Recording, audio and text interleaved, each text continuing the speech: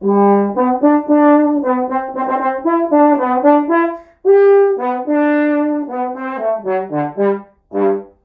YouTube, welcome back to another video about my Yamaha, no, not Yamaha, YSL-763G. Yes, I did get that right. Minus the brand, it is Y-Fort. Just to be clear, Yamaha, I'm not stealing your brand. It's because it starts with YSL, which is also what Yamaha uses. Anyway, I have made several videos on this horn, or ones like it. I made one on a horn that I borrowed, and I was like, this is weirdly good. I played them at NAMM. And then a year later, got my own. I made a video about that as well. And now I've been living with it for a few months. And what do I think? Well, I have a page and a half of thoughts about it. I think it's important to get my thoughts across on this instrument. Apparently my videos have been used as advertising by Y-Fort at ATW, American Trombone Workshop. So let's make sure that my latest thoughts are present out there on the internet for people to see, because this is a very compelling thing to buy. So let's talk about that. This is a pretty amazing achievement from many aspects. This is a $2,000-ish instrument. I don't want to like nail some dealer down on the price because I got mine for less than $2,000, but I see them advertised for more. That is designed from the ground up. This is not a copy of anything. There are elements that are similar to other instruments, but there's nothing on this that is just straight up lifted from Bach or from Kahn or Shires Edwards. So to get a brand new instrument to the world is very cool. And then also to have it come in at like a weirdly low price is very cool. And also it's very well made. I'll talk about that in more detail later. But I would put this on par with the big makers. Makers like maybe Courtois, but like Bach, Kahn, King, some of the other like normal German makers, the larger ones. I think this is on par with those kinds of builds. It's not the same as the boutique makers in most aspects. Edwards, Shires, Rath, stuff like that. Those are typically very well made. Typically, not in every single case, but this is very close to that kind of middle upper tier level. Not the typical Chinese, not very well made instruments. So again, big plus. So one of my thoughts on the playing of it. I have more things later, of course. I've used it in several settings. I practiced it a lot. I had a potential audition on large tenor trombone, and I kind of chose this because it's got a screw ball. I would have to travel for this thing that I was working on, and so I played it a bunch, and so I kind of got used to it, got to suss out qualities and negatives. Played it a lot at home. I used it in quartets several times. I brought it as my tenor trombone along with the bass trombone. I've sat next to it, literally this instrument, in an orchestra. I had my friend play it while I played my 42. And I've used it in brass quintet on the trombone part. So I have used it several different settings in real life, different spaces, not just in my room. And easy is the name of the game. This is a very easy horn to play. There's no weird dead spots. The response is just kind of good. It just works. There's no weirdness about it. It's pretty open. The blow is pretty free-flowing, but in a kind of balanced way. I think there's like axial horns out there, maybe with like bigger slides and stuff that are too open. This does not fall into that category for me. The sound seems to fit many settings on most parts. Like maybe if you're playing like 7th trombone and like a trombone ensemble, you'd want something a little more chunky. Or if you're playing like in a big orchestra and you're playing like 2nd trombone, maybe this isn't the choice, maybe. But in every other setting, like I feel like I can dial it small, use my smaller Doug Elliott's, or I can use my Greg Black New York mouthpiece and make it sound pretty big and beefy. It's got a very clear pitch center, so tuning and just like knowing where I am is really easy. There's no like diffuse quality to it. And even with the screw ring, I get lots of feedback, which is not the case with all horns with rings like this. And in conclusion on the playing part, I've just had no real notable problems. Like, I've used it and not thought about it and played things and been like, oh, that was good. There's no spot where I was like, oh wow, the C sharp above the staff just is in such a weird spot. No, the intonation is predictable. There's nothing weird. That's something that even the top instruments that you can buy struggle with sometimes. I really haven't had a honeymoon period with this. A lot of times I get an instrument, I'm like, wow! And then after like a couple weeks, I'm like, I'm not really inspired by it. It doesn't, or I find things that are quite bad and I go, oh, maybe I don't like this as much as I thought. I just haven't really run into that. It just kind of, I knew it was good and it's just stayed there. I'm going to make another longer term review, maybe in like a year, having used it in more places, and see what I say then. Maybe the horn has fallen apart or something. But so far there's not been a honeymoon period. And this is not an instrument that Y-Fort knew that I bought and they sent me like the best one. I just got this from some guy that I know who dealt these instruments. So let's talk about friends' impressions. Because I want to play it myself. I think it's fun. But I like having other players play it and see what they think. Some are way better tenor players than I am, so I can be like, oh, that's the actual capabilities of the instrument in someone's hands that actually knows what they're doing. I did have a principal player play this in an orchestra, and he said, oh, it's got very wide slots. This player plays an A47 Bach, which has pretty narrow slots. And so for him, it was a big adjustment. I have to say, he sounded very good on it, and I couldn't tell that it was very wide slots. I think the mouthpiece combo that he uses on his instrument is really trying to make the horn feel a little larger and sound bigger. And on this, it was a little too much of the same. So it was a little too big overall. Just a total guess. And these are mostly quotes. Good for a student is what another player would say. Or I should say, did say. He played a bunch of stuff. He's like, wow, that'd be great for like a college student. Again, not all these are like super positive, but I think that's like a medium positive thing. This is a very good tenor player. Several people have said that it sounds brighter. It has more higher overtones and maybe less lower overtones. Several wows, just like they play and they go, wow, I like this. 4 or 5 people have said, where can I get one of these? I want to buy one of these. Mainly because it's very good, but also Screwbell comes with a case and it's cheap. So a bunch of those, and a bunch of people have asked, wait, how much was this?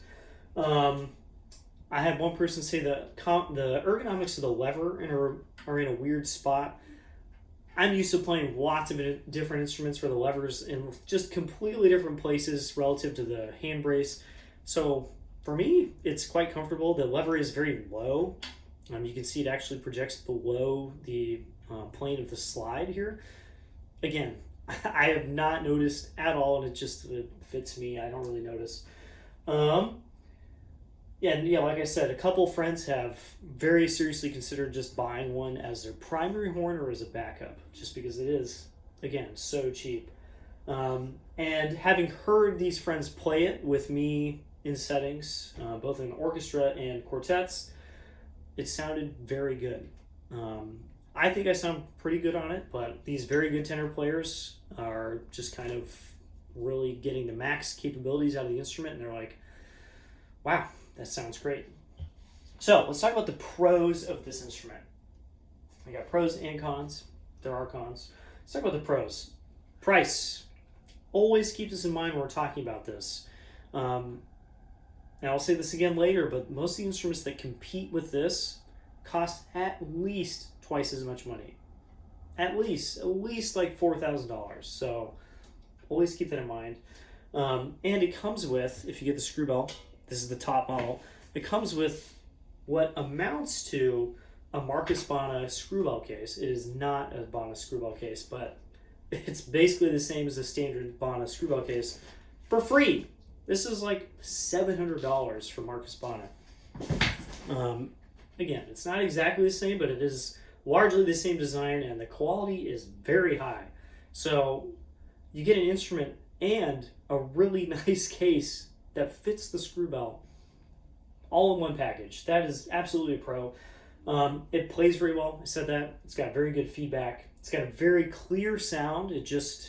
You can hear it. You can hear yourself. You can hear the people playing next to you if they're playing it. It's not weirdly diffused or dull or boring like I think a lot of these kind of like copy Chinese instruments are. No, it has its own sound, which is, I think, very interesting. Mechanics on my instrument are very good. The slide is very good. The valve is very good. All of these slides, I don't move the tube slide very often, but this one, they all move very well and they're well fitted. There's no weird alignment problems. It feels very solid in the hand. There's a lot of instruments that don't feel this way, but you pick it up and you're like, yes, this feels like one piece rather than just kind of like a rattly collection of bits in your hand. But it's also not very heavy, especially for having a screw bell. It's light. I do not use a hand brace with this, which is maybe the only instrument, maybe one of two instruments that I play where I don't use any kind of grip aid. I hold it up and it's fine. And it's actually pretty well balanced. I would say it's like that much too front heavy, but I've never had a problem where I was like, oh, I have to put this down because it's too front heavy. I think it could use a very small counterweight and that would just make it kind of perfect, but it would also make it heavier. I think it looks pretty good. I kind of like the forward swoop. It kind of looks like a K valve.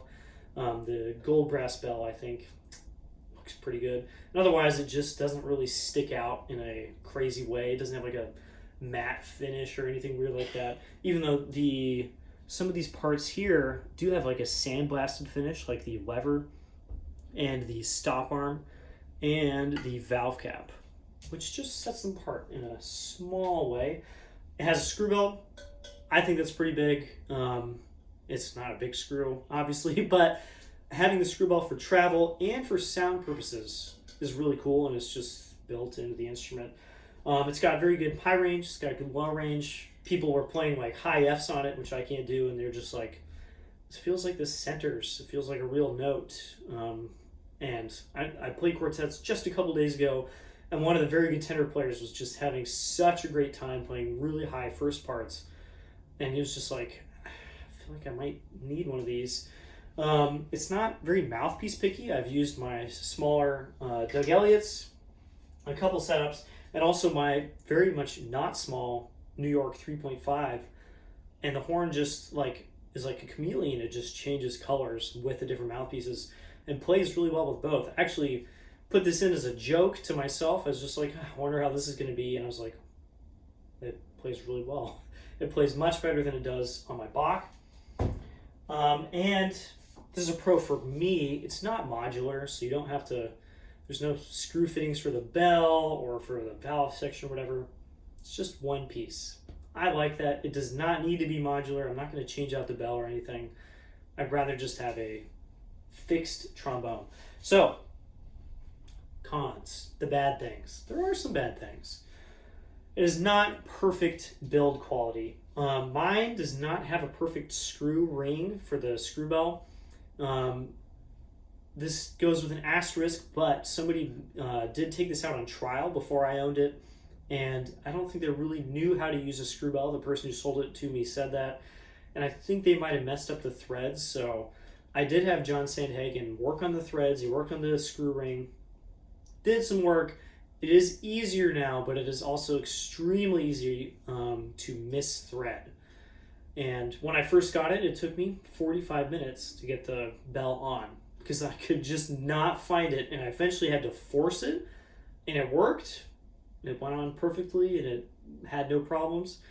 Did not feel good. So that's a problem. These days, I can put it on pretty quickly. I can kind of find the right spot, put the bell on. My friends that I borrowed before is perfect. No problems there. But their trombone does not have a perfect slide. It had to go to John Sandhagen, get a little bit realigned. There were some problems with like the outer tubes, and it's okay now. My slide It's perfect. I have no qualms about it. This is like the third or fourth time maybe that I've put lube on it, and it is perfectly usable. It just got played a lot, and it's still totally fine. Um, and then on mine, there's a small set screw inside the valve cap that pushes the rotor towards this side of the casing, and that's a way to keep the rotor sealing and in the same spot so there's no end play. It's a kind of neat design, I think. It's not a bad thing. And so I immediately got out the little wrench. It's a tiny little Allen wrench. And I was like, all right, let's make sure it's in the right spot. And I stripped the screw. So now this screw is where it will stay for the rest of time because I immediately stripped it. My friends, not stripped. So the problems are not the same. So it might be a consistency problem. Otherwise, the build quality does seem to be pretty darn good. Just inconsistent. Sound. I like the sound, but the sound is lighter than comparable instruments. There's less of the low overtones, the kind of warm sounding, the sound that you feel in this than there are on other horns. I think a lot of other horns played side or back to back are going to sound kind of larger or darker, have more of that fundamental just kind of coming out of the instrument than this does. I think by this on its own, if you just play it, you're like, wow, that sounds pretty good. But if you play something like my 42, was played back to back with an 88H, an Elkhart, a Getzen 4047, I believe, and a couple other instruments, they all had much more like presence than this horn does. This was early on. This was at Quartets a couple months ago. And when I recently played it at Quartets, I didn't notice that. So I have to wonder if it was partially the space we were in. I'm not really sure, but I noticed going back and forth between this and my 42, the 42 just sounds a lot larger. So just keep that in mind. I think this is probably one of the biggest cons. If you're looking for an instrument that kind of does everything all the time and you want to play with sections that are playing Edwards or Bach or whatever, this might not be the exact right choice all the time. But again, I hedge that because it still sounds pretty good. It's got a nice color to it, and it projects, and it does fill things out in a section. I've heard it on second and first, and I haven't really heard any problems. I'm going to suss this out more in my longer term review. The valve range in the staff, C and B in the staff, is a little diffuse compared to playing it out on the slide. It sounds like a little wider maybe, but doesn't have exactly the same like density of sound as it does out on the slide. That's not uncommon. I think maybe the rotor's designed to play really well below the staff because it has a very good low range, and they kind of gave up on some focus on C and B. Again, I think it's quite good in those ranges. I've not noticed that in context having a problem, but on its own, you'd notice there's a pretty big difference. And I have chosen to use sixth instead of first for C's. There we are. The design of the wrap is neat, but it traps water. This is at the lowest point of the instrument, so you put it on a stand, the water goes here. And so every once in a while, including probably right now, yep, you have to empty out the valve slide. This works well, it's easy enough to do, but it's kind of a bummer because that's part of the reason open wraps exist, is that they just drain everything into the valve. You press the valve and it just goes into the slide. This one doesn't do that. So that's a bit of a bummer. And it's also too short for E-pull or anything even close to E-pull. This is out this far. This is all the way in. This is extremely sharp. This is around an F. So what I play, so you can play low F in first position. If you want to play C in first position, it's probably more like that. And it only has until there we go. It only has until here-ish. And this last part is very kind of loose. This is just like flat F. It's not even really close to E. And you can just barely play a C on the end of the slide. So you can, but I would rather have more pull. This is kind of useless to have it in all the way in like this. The Bach artisan instruments are the same way. They have a crazy pull just to get to F. It's like an inch and a half. That's kind of a bummer. It does not stick out that far though compared to some other open wraps. It's not compatible with any other maker's parts on purpose. I mean, it was designed from the ground up, but it means you can't use lead pipes from anyone else. You can't use slides from anyone else. I'm sure this ring is not the same size as anyone else. You couldn't use a flare from a different brand. Can't use a different tuning slide, etc. And the biggest bummer, honestly, is you can't use tuning slide or counterweights. There we go. That's what they're called from other brands, because this brace is a different different size. It might be con size. I don't have any con size counterweights. So I've not tried, but it would be nice to just put a little counterweight on here. Just try that out. You can't. And last of all, in cons, just keep in mind, this is all under $2,000 with a screw bell case. So yes, there are cons, but it's really hard to knock it too hard on any one of these things when it costs, again, half as much as anything that's even close to comparing. So conclusions overall. For me, this is a perfect backup slash companion instrument to my 42. They do different things in basically every way. This has a screw bell, so it can travel, sounds lighter, plays a little bit easier, not massively so, but just kind of does a different thing than my 42. So great backup, and it just does different things. Equivalent modern instruments are at least, again, twice as expensive, and I can't really think of any used instruments that come close. Yeah, you could get a nice, like a really nice Elkhart 88H. Guess what my friend sold when they bought this? An Elkhart 88H, really good one. They were like, you know what? This 88H is really good, but this is just slightly more expensive than what I could sell the 88H for, and it's just easier to play. It just kind of does everything better. So finding something for like $2,000 that beats this in every way, I haven't seen it. I haven't seen an instrument like that. It's great for travel. It's great for lighter settings. But again, I've used it in larger settings as well. Not huge 150-piece orchestra stuff, but orchestra stuff. And I can give it what I would say like a 80% thumbs up for new buyers. Assuming, again, the quality stays high, that they can make these consistently, and the price does not continue to creep up. We've seen this a lot with the good Chinese instruments, the good Eastmans, the Shire's Q stuff, etc., even Wessex trombones. They start at this crazy low price point. Everyone's like, wow, that's really good for the price.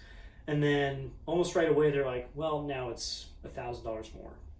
And then you're like, well, I mean, it's like okay now, but for the price, I'd rather just get something used.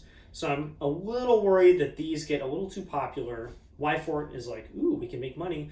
They raised the price by $500,000. Not $500,000, but $500 or $1,000. And then it's like, well, it's like, you know, it's still pretty good for the price, but it's not the 80% thumbs up that I'm giving it right now. I would say that it's a not quite perfect instrument for basically a perfect price. Yeah, it'd be nice if it was $20, but for something that is brand new, screw bell, comes with a case, and also 3 lead pipes, and a really awful mouthpiece that came with a 6.5 AL. This is pretty unbeatable. That's all I got for now. I will have a longer term review. Hopefully I get to use it a bunch more, have more friends play it in different settings, and we'll see if I continue to like it in a few months. That's it for the Y-Fort for the moment. I'm going to go practice some euphonium. Bye-bye.